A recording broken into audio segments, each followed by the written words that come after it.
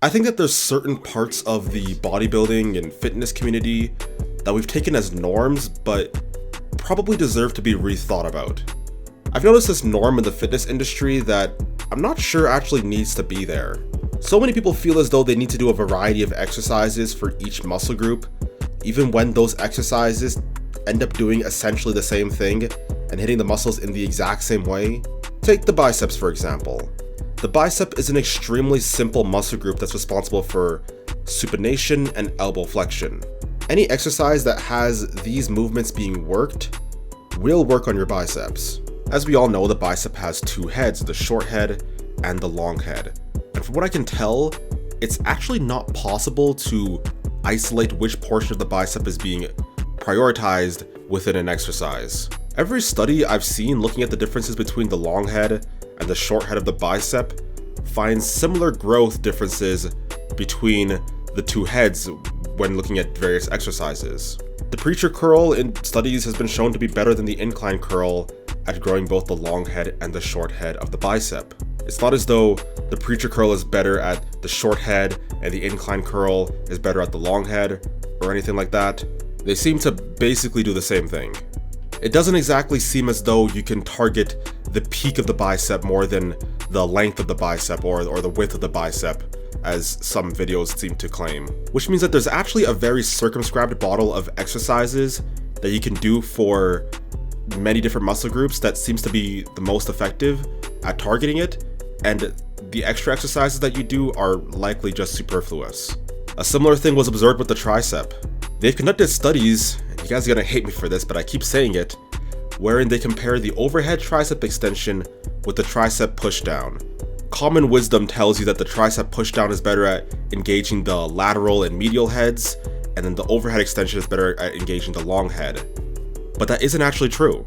The overhead tricep extension was better at engaging all heads of the tricep than the tricep pushdown was. It isn't clear to me that you can, practically speaking, bias certain sections of the muscle to grow more than other sections. It seems as though a lot of the times that some exercises are just point blank better than others. Muscle building isn't some kind of seesaw wherein you work one part of a muscle more and then the other part of the muscle gets worked less. Your muscles seem to work as one connective unit, as one connective chain. In another example, there was a hamstring study that found that the biceps femoris long head worked better on the seated curl than it did on the lying curl due to some complicated anatomy stuff. Okay, I won't cop out with that. It's because the long head attaches to the hip, so when the hip is stretched, it works on the long head more, but the hip isn't stretched with the lying leg curl, and that's why the seated leg curl seems to be better. But anyways, on the short head of both exercises were worked identically, so the lying leg curl and the seated leg curl both grew the short head identically, but the seated leg curl worked the long head better. So it really just seems as though your muscles are this one large kinetic chain, and that if you're effectively working on one part of your muscle, you're most likely effectively working on the other parts of the muscle as well. There are some exceptions which we'll get into later, but for the most part, this is how it seems to work. Now, at this point, you might be thinking, well, there's some studies that show that a variety of bicep exercises actually grew the biceps more than doing a single bicep exercise. This is what was in the Costa et al. Paper. It was called, Does Performing Different Resistance Exercises for the Same Muscle Group Induce Non-Homogeneous Hypertrophy? It showed that apparently doing a variety of exercises for the bicep grew it more, but I think that the study, the way it was conducted, was very flawed. The exercises that they used for the varied exercises were much better than the exercise that they used for the consistent exercise. The exercise that remained consistent was the standard barbell bicep curl, standard standing barbell bicep curl. But with the varied exercises, they incorporated the preacher curl, which I think is either the best or like top 3 best bicep movement, and the incline curl, which is probably still an A tier exercise. Both of them are better than the standard barbell bicep curl. It's entirely possible that if the consistent group used preacher curls, that it would have done better. To me, all this study really did was prove that preacher curls and incline curls are better than standing bicep curls. I think that if there was a group that paired the preacher curls and the standing bicep curls and there was a group that just did the preacher curls, the preacher curls would probably do better. I've even noticed this to myself. Sometimes I would add standing bicep curls at the end of my workout just because I think I need to do a different exercise than preacher curls. But then I decided to just do extra sets of preacher curls, and I feel like it grew my biceps better than randomly adding that inferior exercise. I was really doing that for no actual reason. Both of the exercises work on your biceps in a very similar fashion, and in my opinion, the preacher curl is just objectively better. It isolates the biceps more effectively. So why did I add a second exercise that was essentially doing the same job, but worse? Norms. We have psychologically conditioned ourselves into believing that we need to do multiple exercises, and we have to do no more than 3 or so sets per exercise. We have mentally conditioned ourselves to believing that a variety of exercises equals progress, or that you need multiple exercises to fully develop every crevice and every angle of a single muscle group. But frankly, if the exercise works well, then I don't think that there's actually an inherent reason that we should be switching it up just for the sake of variety. And again, there are exceptions to this which I will go over later, but I see absolutely no reason why we shouldn't be doing 6 sets of preacher curls per workout. Why do we need to arbitrarily add incline curls if we know that preacher curls are better in every way? I'm not sure. Like, for example, this might mess a lot of you guys up in the head, but let's say you have an arm day, but instead of feeling the pressure to mix up a bunch of different types of curls just because you want to, you can structure the workout like this. First exercise you do is 3 sets of preacher curls, followed by 3 sets of overhead tricep extensions, and then you go back again to 3 sets of preacher curls, and then you go back again to 3 sets of tricep extensions, and then you can do a forearm exercise to finish it off. Or maybe if you want, you could just do 6 sets straight of preacher curls and then 6 sets straight of tricep extensions, although you'll probably get fatigued and your biceps will probably lose a lot of strength if you do that. So I think that splitting it up into 2 different 3-set segments is probably ideal. This kind of alternating approach emphasizes not variety, but quality of each set. You're not forced into this rigid rule that says that you must do a dozen different exercises. Instead, you're emphasizing what exercise works best and completely spamming that exercise. But okay, right, like I get it. Some people like the mental change that comes with doing different exercises, and that's perfectly fine. However, it's important to recognize that that's a mental issue, not a practical one. If one exercise does the job effectively, then adding another similar movement isn't likely going to add extra benefits. Like, okay, sure, is there some evidence that different exercises may preferentially grow different regions of the muscle? Sure, but the difference is so minuscule that I don't even think it's actually significant. I think it might actually also just be an individual thing, wherein specific people develop differently across different regions of the muscle while doing the same exercises. Because yeah, there actually are studies where people do the exact same exercise, yet they grow different parts of the muscle at different rates. So it's entirely possible that some people just grow muscle better at different parts of the muscle group, regardless of the exercise. And to me, it seems likely that specific exercises don't seem to grow a specific millimeter of your bicep better than other millimeters of your bicep. Different people have different muscle morphology, meaning they have different origins and insertion points, which make the muscle grow slightly differently. At best though, this seems like an extremely small thing. Because I don't know about you guys, but I have never seen someone grow one part of their bicep, but not the other part of their bicep. You know, I've never seen someone with a weird bump 3/4 the way through their bicep muscle. That's just not something I've ever seen. And I've certainly never seen someone all of a sudden decide to maybe change from doing bicep curls to doing chin-ups, and then all of a sudden that issue is fixed because it works a slightly different region of the bicep. That because they were doing one exercise of their bicep, that this one part of their bicep grew to a really weird degree, a really unaesthetic degree, and then once they changed up the exercise and did something slightly different, all of a sudden their bicep looks normal again. That's not something I've ever seen. So generally, I think this regional hypertrophy thing is kind of bogus, but if it's not, then it's extremely, extremely minor. Even with that in mind, I still question whether that's the best use of your energy.